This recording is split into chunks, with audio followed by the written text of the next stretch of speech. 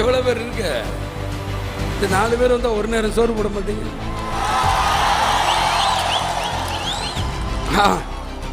அதுலயே நம்மளுக்கு போதும், முடிஞ்சிடும். இத்தனை பேர் வீட்டுக்கு நான் போயிட்டு வரக்குள்ள முடிச்சிடேன். என்னையா காசு காசு காசு பணம் படப்புவாங்கயா நீங்களும் உங்க காசு என்னையா கோடி கோடியா சேர்த்து வச்சு எங்கேயா கொண்டு போக போறீங்க?